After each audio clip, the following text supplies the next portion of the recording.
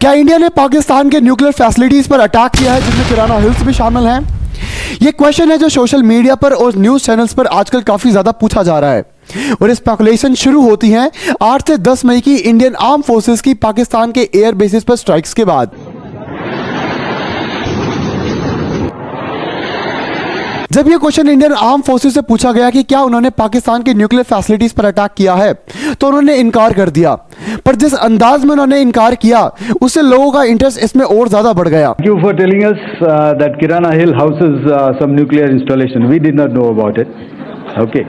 We've not hit Kirana Hills, whatever is there. Rumours के according India ने फतह जंग, जो कि एक टीएल असेंबली साइट है, चश्मा कुशाब, जो कि एक plutonium production and reprocessing site है, इनके अलावा काला चिट्टा, जो कि एक सिक्योर मोबाइल लॉन्चर है जिसको कभी ऑफिशियली एक्नॉलेज नहीं किया गया, और इन सब के साथ साथ किराना हिल्स, जो कि एक historical nuclear storage and testing site है, इन सबको टारगेट किया था।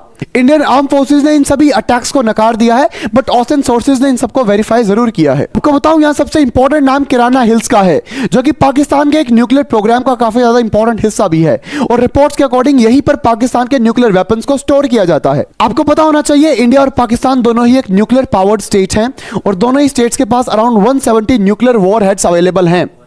पर इंडिया एक नो फर्स्ट यूज पॉलिसी को फॉलो करता है, पर पाकिस्तान की ऐसी कोई पॉलिसी नहीं है। पर पाकिस्तान के न्यूक्स एक डिसअसेंबल्ड स्टेट में रखे जाते हैं, इसका मतलब मिसाइल को वॉरहेड से अलग स्टोर किया जाता है।